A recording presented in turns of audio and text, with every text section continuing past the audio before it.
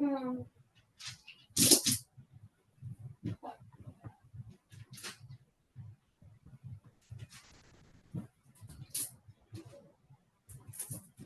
right. Okay, good morning, everyone. Welcome to Bezeh Spiritual Healing Center. We are a non-denominational spiritist center, and here we respect all religions, all spiritual traditions. So everybody is welcome to bring your thoughts, to bring your questions. This is a safe space for us to grow together and to be together. Before we start the announcements, we always begin the service with a prayer. So I would like to ask our dear brother Mark to do our opening prayer today. Let's close our eyes and begin to focus on our breathing. Slowly inhaling and fully exhaling. And again, slowly inhaling fully through the nostrils and exhaling fully through the mouth. And continue this as you realize the calm inside and the preparation for today's session. We thank the spirits present for this meeting, guiding this group, and the individuals attending and participating. We thank the other spirits that are here to learn alongside us. And as always, we seek active listening skills, paying attention to the messages delivered today, the energies received, and looking forward to the opportunities of this week to maybe apply what it is we've heard and learned. We ask for calm in the speaker for today, who will deliver the message from above.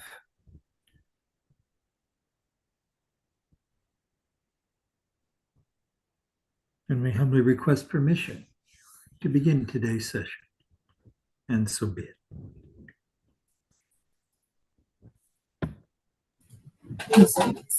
Thank you, dear brother.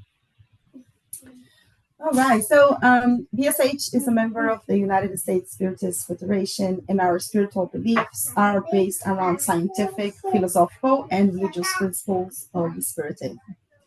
As Emmanuel, the spirit mentor of Chico Xavier, taught us, knowledge and love are the wings for our spiritual evolution. So this is the reason why the service is divided into two parts. First part, we always have someone speaking and sharing findings from remarkable and qualified mediums and spirits.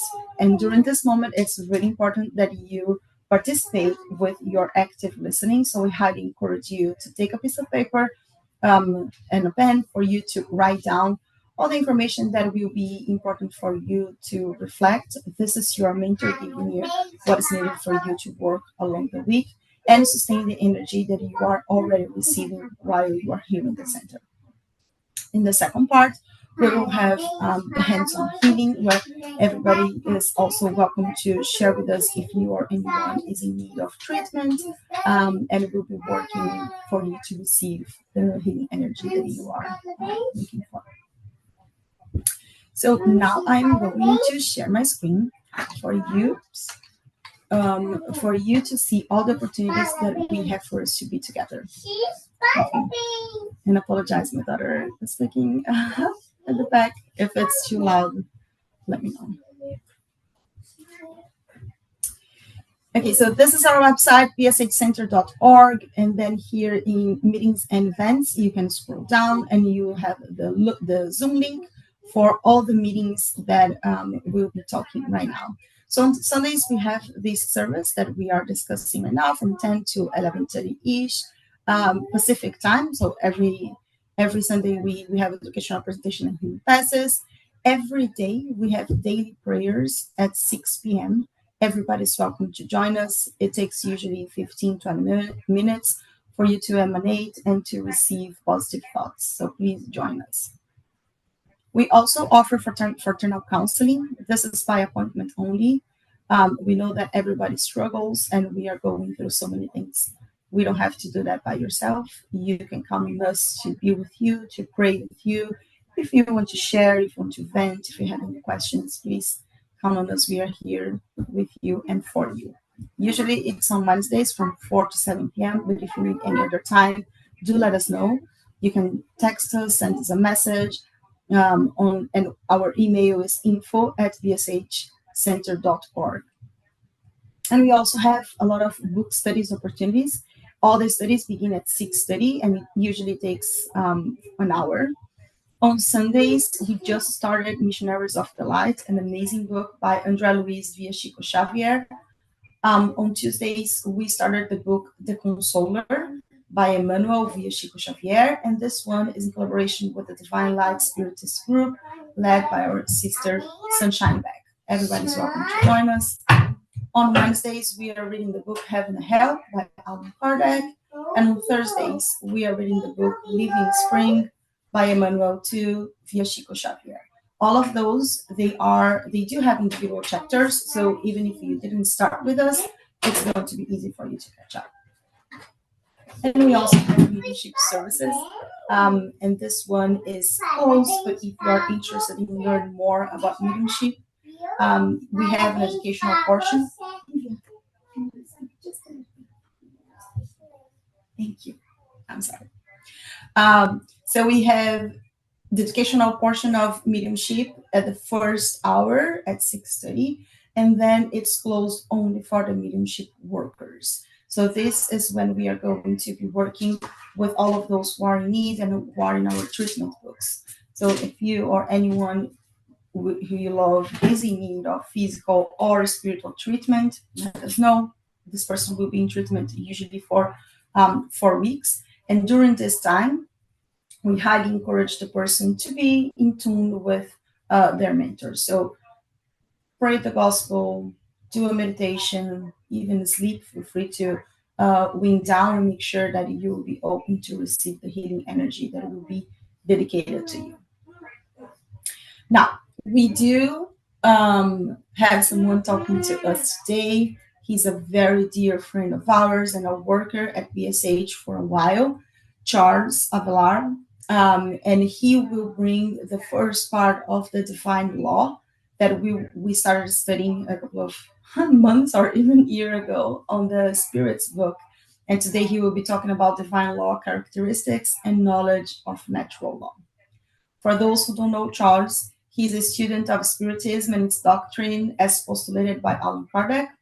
Also, he's interested in understanding the contributions of numerous divine messengers that, under the authority of our planetary governor, throughout our human history, have brought to our attention hints and clues into the universal gospel.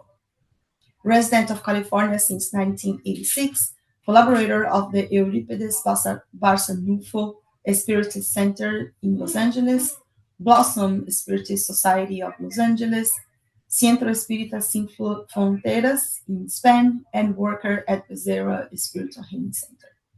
Currently based in Denver, Colorado, and member of the Denver Spiritist group. Are you still there, Charles? I think you neglected to update my bio. I'm there you go. Colorado. I'm back in.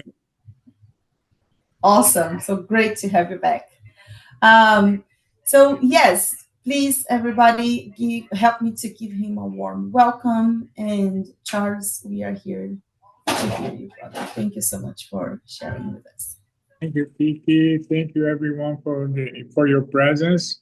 But I'd like to initiate my brief presentation with a disclaimer that unfortunately I had some trouble with my computer, and we're not gonna have a PowerPoint, which is one of my favorite things to do. So we're gonna be doing like a little review of my notes, and I'm gonna address some important issues that are part of this program.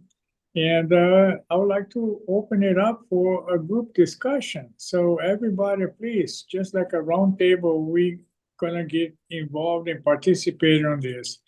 Even though I don't see the faces of everybody, but I'd like to invite you to just come in and share and contribute to enrich this presentation, because from my perspective, this portion of the Spirit's book is a very fundamental and so important aspect of the teachings of the spirits about the universal laws.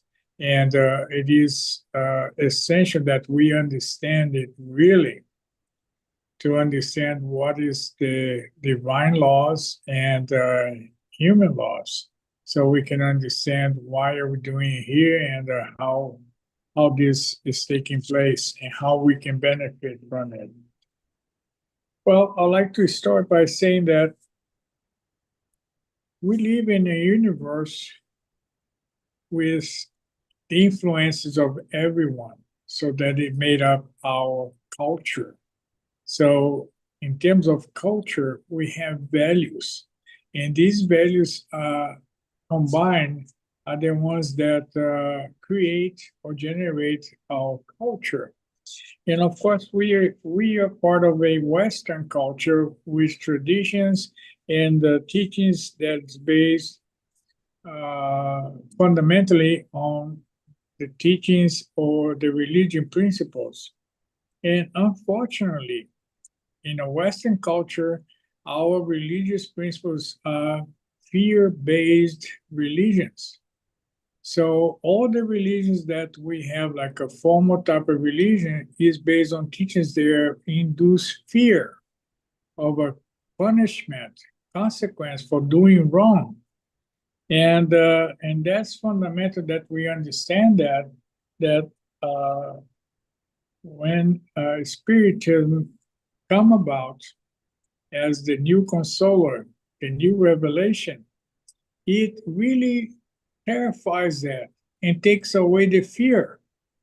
But we still have, as tradition of our beliefs, this understanding that we need to be fearful of doing something wrong. As in Mark's presentation of last week, we understood the difference of positive and negative, the duality of black and white, and as if we live in this universe of duality. But in one sense, we are really talking about only one reality, where the negative and the positive is also integral part of the whole principle of God's presence and God's understanding. So basically, to me, it's the understanding that we don't belong either to evil or the ignorance, or to God, which is all knowledge. So basically, we are all of this combined. However, the challenge that we have, that is important for us to understand, is that we are all looking for getting to some kind of a symphony, some kind of a harmony with what's right and what's wrong. So basically, in the Spirit's book, the teachings of the Spirit's book, understand that it was a really well-produced work.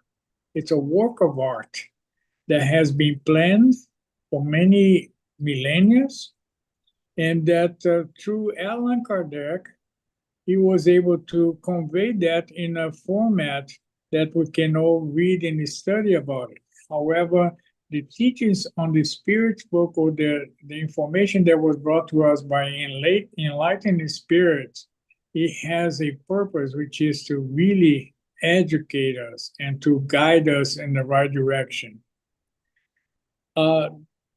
The Spirit's book is divided into basically 4 parts. The first part, it talks about the primary causes of everything. It gives us an explanation. Okay, what is matter and what is the spirit? And it discusses what's God, the concept of this entity that we tend to humanize it, as if God was something that has a body and a physical presence, even though it's not even close to that. God is universal, is everywhere. It's in me, it's in you, it's everywhere.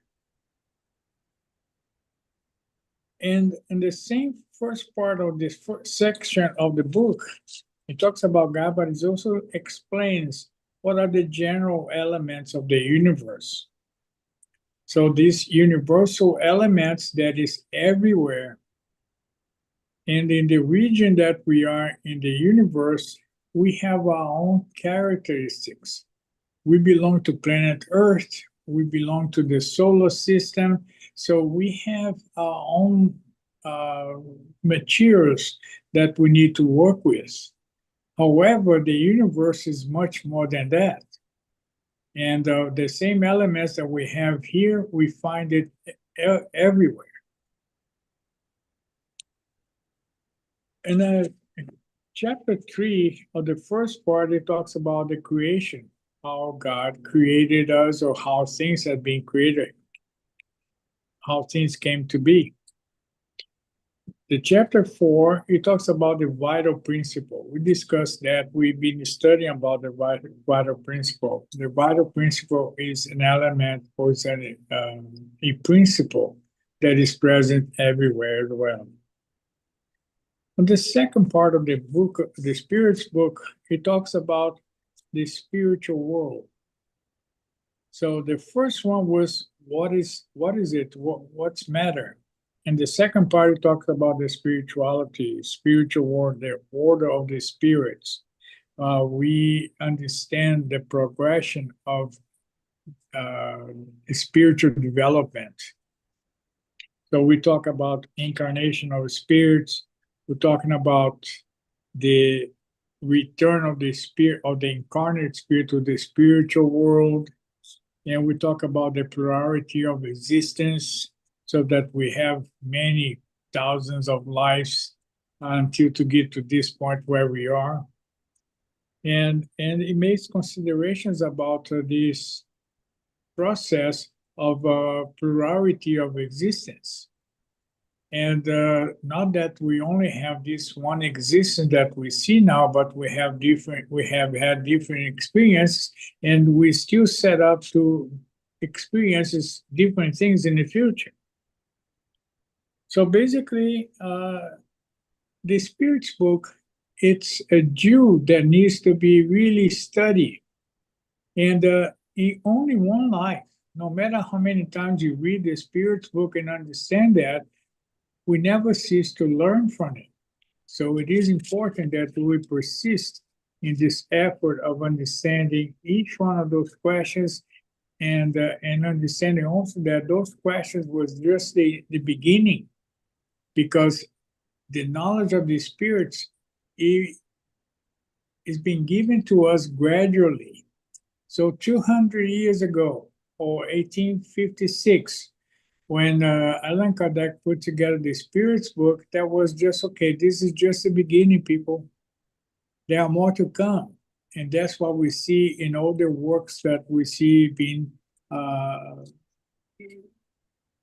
brought up by other elevated spirits, that brings books that has so much information, so much understanding of the universe that we live in.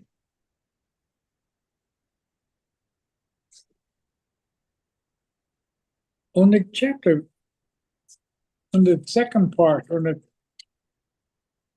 it also talks about, on chapter 7, it talks about the spirits and incorporeal matter. So understanding that the spirits are one thing and matter is something else. However, there's a combination, and that's who we are. We are a combination of the two, and that's part of our process of development.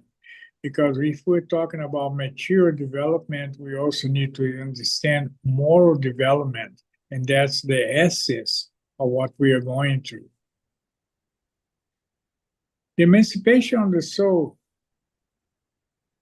it's another very important aspect so you can understand it. How is it that we're going to be work on our own emancipation? And the soul, the word soul, represents is the same thing as the spirit. However, it's when we are in a condition of incarnated, we adopt the word soul. So I am a soul. However, my soul is in essence a spirit that lives without this body, because this body is temporary. And it also explains how the intervention of the spirit in our world influences us. So we are in non-cessing, uninterrupted connection with the spirit world. We don't see them around us, but we have a multitude of entities that surround us and benefit from these interactions.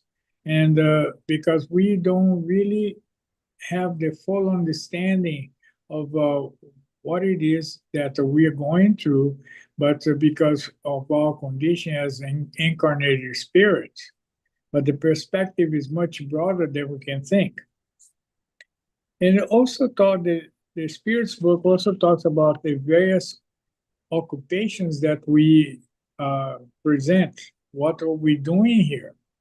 Why am I in this life working in educational field? Why is somebody work on the mathematical field, on the business field? There's a purpose for this divine plan that has reserved for us. Now, when we get to the third part of the book, we're talking about the moral laws. And that's where the topic of today, divine and moral laws, divine. Oh, I have the book here.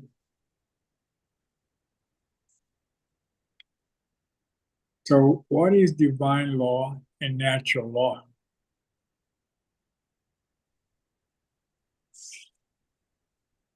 So that's where I would like to open up for our conversation and ask you to manifest what is your understanding? What is it? What is divine law? And what is natural law? Anybody, please open up your microphone and just bring this your perspective for our understanding, for our conversation. Hey, Charles, this is Sheila. So I'm going to say divine law or God's laws, and I'm going to say the natural laws or man's laws. Huh. This is Teresa. I'm going to say they're one and the same. Okay, yeah, that's what we're talking about. You're right. Anybody else? Okay, so for the purpose, Moza, if you want to talk, you need to open your microphone. I think there is no difference between the divine law and the natural law, because all are one. There is only one. There is no difference. There is no separation. Thank you. All right. Very good. So let me open up another point. When I bring up the topic of finding a harmony, finding an alignment with the divine law, what does that entail? What does it mean for us? Why do we have to work on aligning ourselves with the divine law? Because on the Spirit's book, it says, when you stay away from the divine law, that's when we suffer. That's where we get hurt. But when we align ourselves and bring ourselves into this alignment with the divine, we are okay. We are healthy, we are prosperous, and we are in the same path. We are in alignment, evolving. But when we are not in alignment, that's when conflict happens. That's when we get into battles. And that's where culture will interfere with our development, because in a Western culture we are so much into the Darwin's principles of the survival of the strongest. We are competing with each other. We are in conflict instead of understanding that we are to be in harmony. We are to work together, helping each other. So how does that strike you? That we are to make an effort to get in alignment with the divine.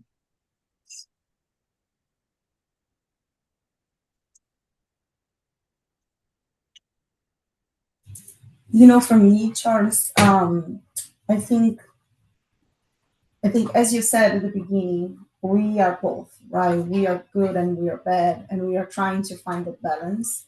And I think that the divine law, the natural law, is exactly what put us, like, not force. Yeah, it's the guardrails.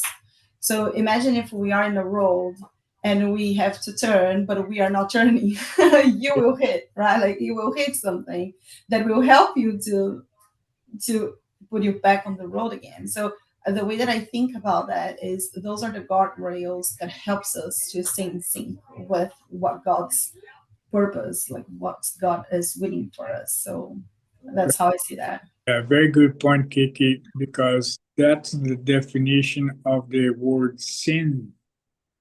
Sin is no more than a deviation from the path. When you are astray from the right path, you are in a sin state. And that's where this guardrail is just a reference. However, the guardrail is very, well, Jesus talks about the narrow door, right? Because the divine law is that's very narrow line, but that we are, if we are in 100% in alignment with the divine, we are without sin. However, sin is important for us to keep learning, to bouncing back and stay in line. But in this stage of evolution that we are all in, we are very much so like bouncing everywhere until we find the stability. Oh, actually, there's no such a thing as the stability in the universe. Everything is changing. But the stability that I'm referring to is that we are in alignment with the correct, with the ideal, with the divine. And that's what is important for us to understand, that the same way that we need to have a good society, a society that is harmonical and that we benefit from each other, where crime does not exist, we're going to get there. However, crime is still an element because of the stage that we are in this evolutionary process.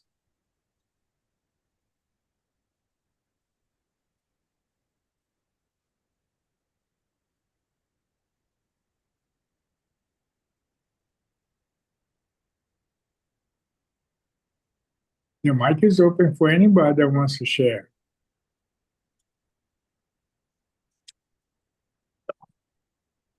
Well, I brought up the issue of we live in a state of competition. I like to use the example that at some point, us humans, we determine what will be the values for our society. And at some point in 1850s, the same time that Allan Kardec was around, Charles Darwin was around. That's when he published his famous books of his research throughout the world about evolution. But in his contribution to our understanding, in his book, he mentions the word, the survival of the fittest, of the strong. So determining that in this world, The best person is the one that is the strongest, the one that is the richest, the one that has the bigger weapon, the one that has the more power that controls the entire field that we are. However, in the same book, the same studies of Charles Darwin, more than 200 times, he mentioned in his book the word cooperation. That the best, the most successful species are the ones that who learn to work together, to cooperate with each other. And that it was a value that was avoided by our culture to take as part, okay, this is what kind of society we're going to be. Because we were still connected or attached to the very primitive where we need to fight for our survival. So that's basic, and that's how the Spirit's book, the spiritual contribution for our understanding is, okay, it doesn't have to be so. We can learn how to work together. And and based on the divine laws, for every, how does it say in divine law?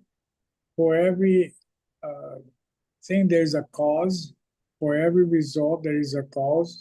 So nothing happened without a cause. So if we're going through these sufferings that we see nowadays in this transitory process of the planet, where you will see conflict everywhere, in all different nature of conflict, what's the cause of that? Is exactly this point: a lack of understanding what's the purpose of life and what are we doing here. And that's why this topic of today is so essential for us to have a clear understanding of it and align ourselves with this principle of the divine law. And this law, as Sheila was saying, is everywhere. There's no right or wrong. Everything is part of one thing. But it depends on my personal take, my personal attitude, that will define my state of mind, my state of spiritual development. And that applies for everyone.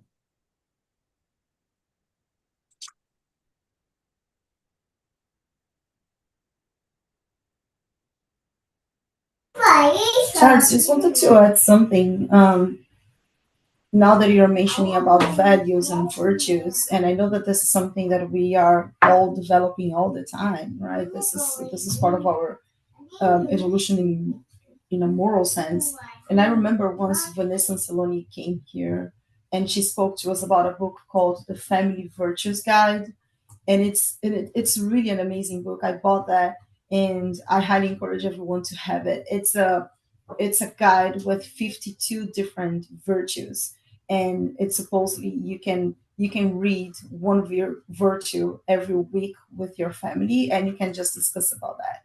And those are so important because when you bring those values to discussion, that's when you can, at least for children, right? They don't have a reference. Right. But when you discuss with them about this, they will not only know what your thoughts are, but also when they face something where they have to bring up that virtue that is still growing on them, it's also a possibility to take that into consideration, to reflect, and to really bring up and to exercise the values that we've been working from lifetime to lifetime. So just wanted to share with you all because that book was really inspiring and it connects a lot to what you're just saying. Yeah, because we are talking about the expression paradigm shift, because it's not just important to intellectually to understand these laws and to educate ourselves on how to be well or good. The important the important is that we do a leap jump or a paradigm shift, so we act naturally without having to remind ourselves. So let me read that back again, the virtue. And so I want to be good because this is the way it says it will. So it's important for us to pass, to overcome this threshold of just intellectual understanding and not experience it in our lives. I think that's where we are aiming to go, is to be in harmony with this divine principle that is everywhere. Because at the end of the Spirit's book, it talks about the tribulations in the future, right? And that talks about, okay, for every choice that we make in our life, there will be consequences. And that's the difference in then understand the consequence as punishment. Punishment is something that is not divine. Is not part of that divine principles. Punishment is something that is created by us, by man, that creates the concept of punishing somebody for doing wrong.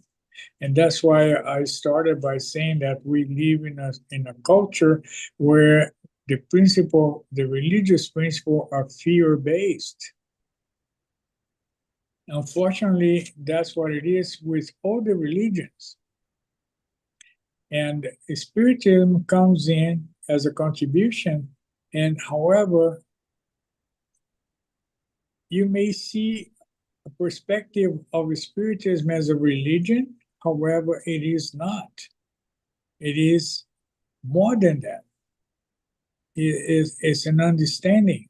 So we don't have any rituals or anything, and the Spiritism does not forbid anybody to do anything. We have our free will, and we are here to develop this free will. And if we are choosing making the wrong choice for doing something, the consequence will apply. And that is not that somebody's taking note of what you're doing, of, okay, you did this on a previous life, so I'm going to punish you for that. No, there's no such a thing. However, the consequence is a natural thing. So we can live our lives making choices, but the process is for us to learn to make choices, better choices, all the time. Because once we reach that level of understanding and living in harmony with the divine law, there'll be no need for us to come back here on another physical incarnation.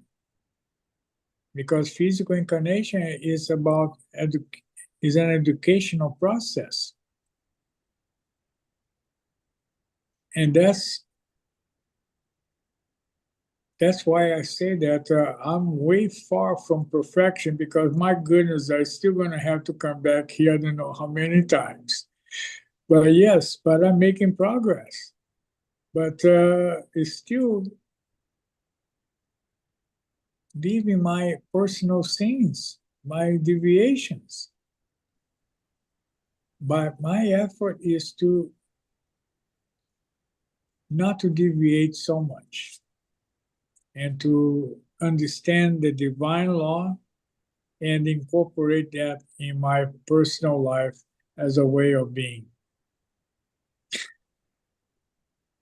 But Charles, if it wasn't for the pain, that we create ourselves, Yeah. we wouldn't wake up. We would just continue.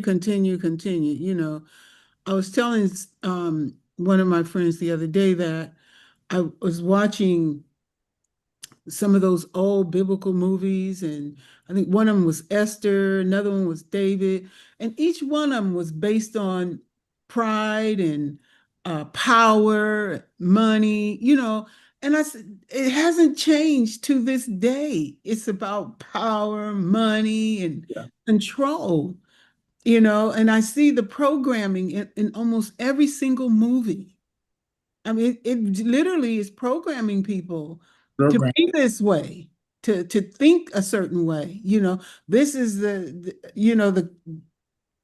utopia to be that type of being, when in fact it's the suffering that it creates that we have to wake up on, that time you got to lay in the bed, that toothache, the whatever that creates that moment in time for you to start thinking.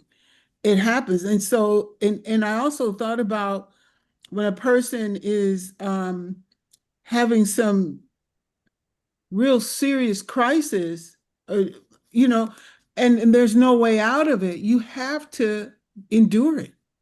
And it does. I agree with God. It helps you think. I mean, it made me think. I put it that way. I don't know about everybody else, but it will cause you to think. Anyway, those are my thoughts. I'm sticking to it. Well, Virginia, you're correct because evolution is an individual process. We only develop as I improve myself, and everybody improve yourself, I influence the outside.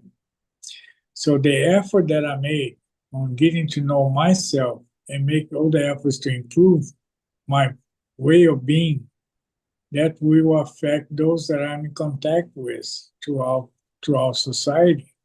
And that's how we evolve to the point that I may reach a level, some spirits, because spirits live forever, right? So we have spirits that have lived millennia, way more than we are. We are a young crowd. We're just in the kindergarten period of our lives. So, but there are those that are more advanced and they no longer need to be here because they're conducting their business at a much higher level. And he continue to influence in that perspective. So we live in a society that there's so much stuff that we can criticize and say, oh, this is wrong, this should not be working. However, my contribution, well, let me give an example. And I don't want to offend anybody, but I'm sure that everybody has been in a swimming pool before, right? Haven't we? Swim in a swimming pool? If we have a pool full of people, but you are on a corner of that pool and you decide to pee on that pool, everybody gets affected, right? Because we all in the same pool. I may get the brunt of that, my pee, because I'm the closest to it. But eventually, the water is going to be mixing and everybody gets affected no matter what. So my responsibility is that maybe I should get out of the pool and do my business somewhere else if I don't want to contribute to this. And that's exactly what happens. When you get to a point in the spiritual development that you understand, okay, I need to step out of the pool so I don't hurt anybody, that's when you don't need to come back here because you're working at a different level. But while we're here in the pool, everything that you do, even though nobody sees it, okay? But whatever you do, it will affect every single person in that pool. And that's where we are. I agree with that, Charles. And, if it were that easy that we could just get out of the pool, but we can't. Therein lies. Therein lies, I don't even want to call it a problem, but therein lies the situation. And, and it's the same thing if someone jumps in a pool. You're in a pool, somebody jumps in, everyone gets affected in that pool by the splash, the wave. And so I think it's what's more important is just to know that we are affecting everybody, whether we know it or not. It is happening. So, I mean, because if we get out of the pool, to me, that's suicide. And that's that's just a cop out. You know, I mean, and then everyone's affected too, you know? So, but anyway, I like that analogy. I'm going to borrow that. Yeah. Well, of course, getting out the pool is not just, it's like I am so evolved that I don't have to come back here. So I'm gonna remain outside of the pool. That's my point. But suicide is not a good option because you're gonna come back and no matter what. But anyways, so you understand the analogy that whatever I do, whatever choices I make, even though nobody's around me, I'm still affecting people. I'm still doing it. I will compare the situation, for example, we see a lot of suffering going on right now in the world. Some people is not in synchrony with that level of pain or causing pain or suffering like that. I don't agree with that. However, there are many that are complacent about it and somehow connivent with what's going on. Yeah, maybe we should get our country out of the illegal immigrant because they are all criminals, that kind of stuff. Some people like that idea because, okay, we need to make our country better. Fine, I understand. But the level of suffering that is being caused as a consequence of this kind of a measurement is only creating more suffering and is spreading. So the pool is not just my country or another country, it's everywhere because we live in a planet that there's no out of this planet. We are all in this planet. I cannot go to the moon and live up there. No, we are all here in this planet. So anything that happens on this side of the planet will affect the other people on the other side of the planet. And that's the reality that we live in. And somehow we have our responsibility. We have our contribution. What is it that am I doing that around me is allowing this to continue to go on? So that's why the planet is going to this transitory process where the planet pretty soon actually is already happening. Some people will not fit in this our reality any longer. That's why we understand that some people that are discarnating right now, they are not being able to come back to this planet because they don't fit in anymore. And we're still not done with this process of transition. But this is going to get worse before it get better. I don't know if you see that, but that's basically what's going on. What are your thoughts on this concept that the planetary transition that we are basically not, some people are not coming back here anymore? Before you shift to that, can I just make this Please. observation based upon what one does affecting others? Yeah. And many times we don't see this. And here's something I think that we can all relate to. You're walking down the street, and all of a sudden you smell cigarette smoke. Okay? That means that somebody somewhere is smoking. And you know that it's cigarette smoke because you smelt cigarette smoke. Now, what people often don't think about is if a person is not smoking, that same breath has an effect on you, even though you don't know it. You don't necessarily smell it because you don't have the cigarette smoke. It's almost the same concept that is used with gas in the house. They put an odor in it so that you can smell it. And that way you know, hey, there's danger. So somehow you're being affected. Anyway, I'm identifying with that effect in this manner. Some of this is still over my head, you know, the natural law and all that stuff, but Yes, okay. analogy is correct. Yeah, you're right. That's the idea. That's the idea.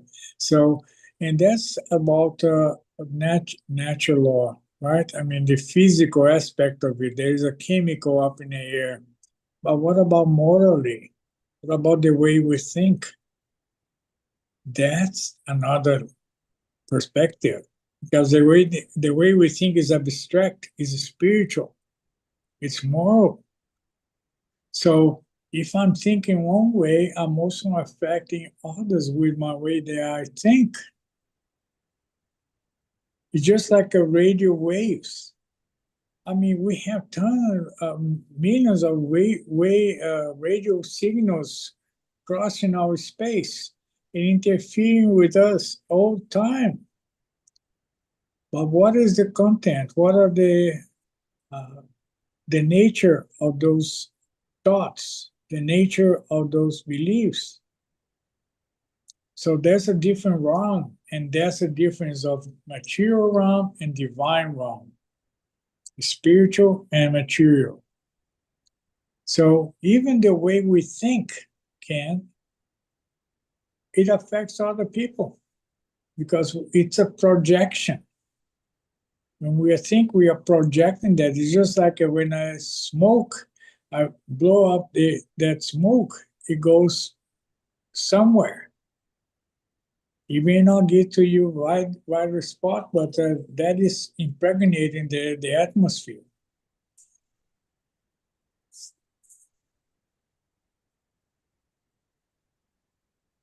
And that's part of our responsibility. What are we taking care of our thoughts? Are we taking care of what we read, what we think about? Are we in alignment with the divine, or I'm still having different thoughts that is harmful to the environment? So I think that's the point of this chapter, is for us to understand that there's this dimension that we need to be aware of. Everything that I do physically has an effect. Everything that I do intellectually or mentally, it has an effect as well. But not that I have to be a police, have a police that will be policing what I'm thinking. It's not about that. It's about me bringing myself to a position that I don't need to think this way anymore. I think that's the biggest challenge that we have. Great. Yes. Thank you, Charles. But don't you think that the problem is that between the religion, between the leaders, between the people, that they are arguing each other, they make war, is that we don't know the truth. And we don't know ourselves. We are the truth. You know, we are not separated from each other. Everything is only one. As Jesus says, God is light. I am light. You are light. Then we are all one. Light. Light who makes everywhere clear. The darkness goes away. And when we know this light, this truth, then we see everything, that we are not separate each other. We have to love each other. We have to be together for each other. Thank you. Wow, that's awesome, Moses. Oh, so that's what are we doing? We are here at BSH. We are a small group. However, we have a very powerful influence on everything that's around us. And as Teresa was agreeing to, that everything that we do have an impact on outside and external. And being part of a group like this where we are studying the spiritual laws and having a better understanding, it is a contribution. It is a contribution.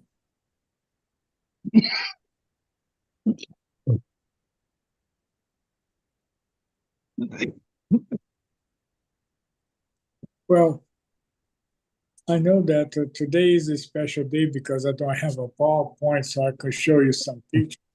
But anyways, I that's what I wanted to bring up to your attention.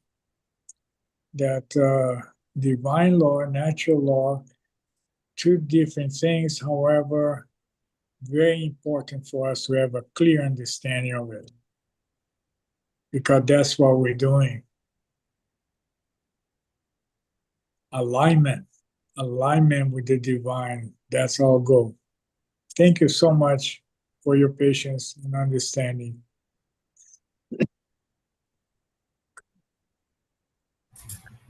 Thank you so much, Charles. It was a very interesting discussion. Thank you, brother, for bringing that up. And I love this, the takeaway that the goal is to get aligned with God's law. So thank you. Does anyone have any additional questions or comments that you want to share? Thank you, Charles. I like the style of interaction because I feel like this is really how adults learn, is when we have a topic of importance and discuss it amongst ourselves. That's the real way that we learn. So thank you. I really appreciated the style this morning. Very good. That is how Socrates did with his student. Made only question, and then the problem was solved. The answer came from the discussion. Yes. And give us the opportunity to develop a personal, individualized understanding of things, and that's important. Thank you.